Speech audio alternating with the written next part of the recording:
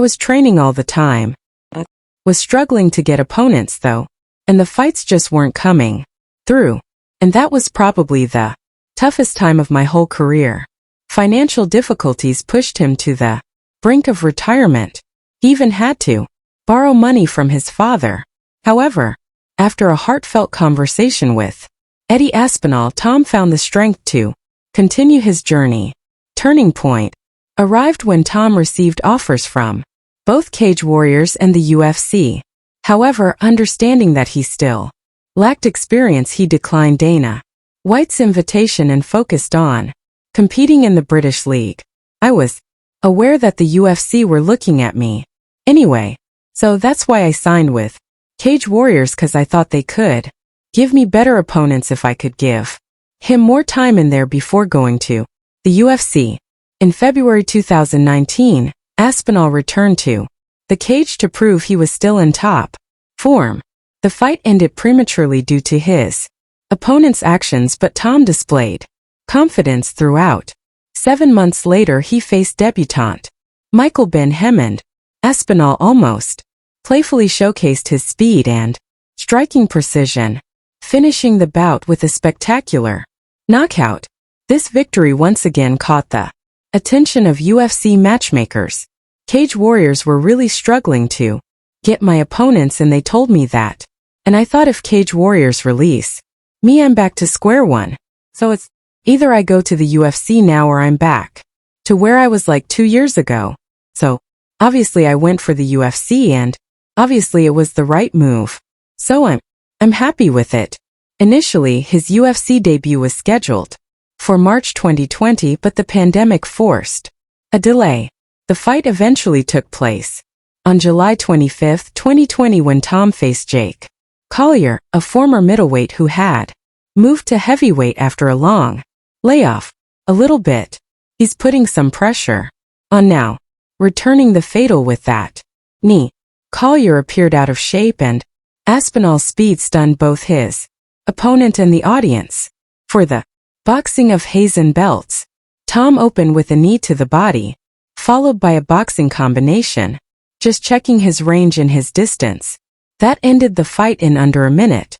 The performance earned him a Performance of the Night bonus. Tom's second UFC fight came 3 months later against Alan Boudou, a late replacement for Sergey Spivak. Boudou, nicknamed the Black Samurai, attacks from couldn't handle Aspinall's precise strikes and attempted to retreat. Tom, however, took him down, transitioned to the ground, and secured a victory. Following this loss, Boudou's career began to decline.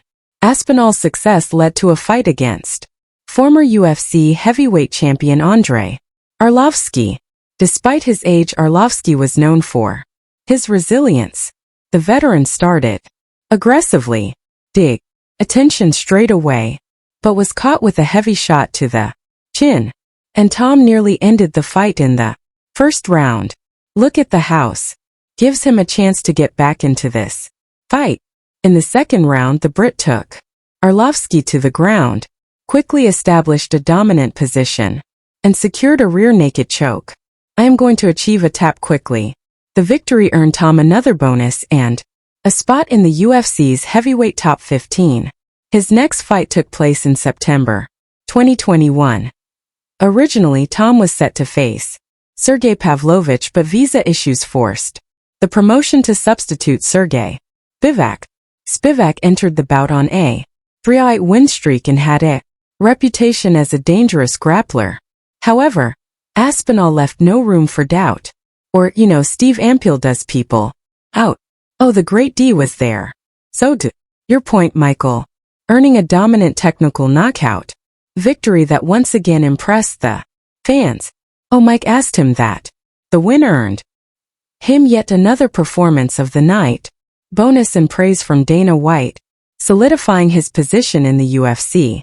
With 4 consecutive wins, Aspinall was on the brink of fighting the division's elite. Despite the anticipation surrounding his next move, Tom opted for patience.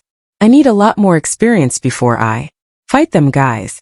I'm not ready for them guys yet, stating he wanted to prepare fully before facing top-ranked opponents. However, the UFC had other plans, booking him as the main event in London against 6th-ranked Alexander Volkov. Volkov, a seasoned striker, had developed significant knockout power and was considered one of the division's most dangerous fighters. On fight night, Aspinall showcased his superiority.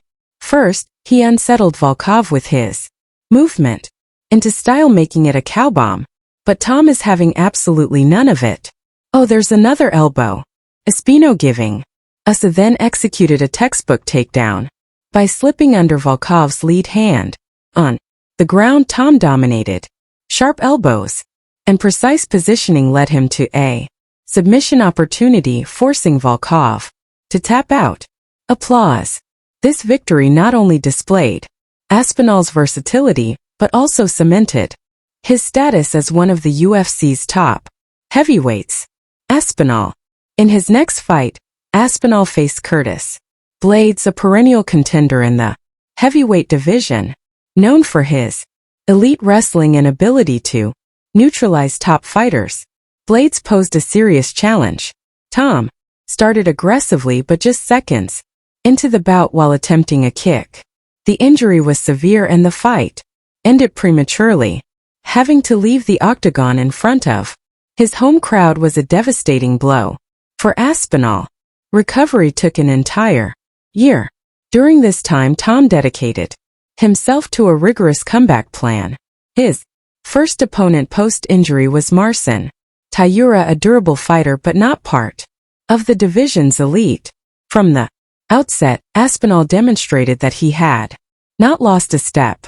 His strikes were sharper, more powerful and technically diverse. The fight ended spectacularly when Tom delivered a precise punch to the jaw, knocking Tybura out in the first round. The victory over Tybura put Aspinall back in the title race.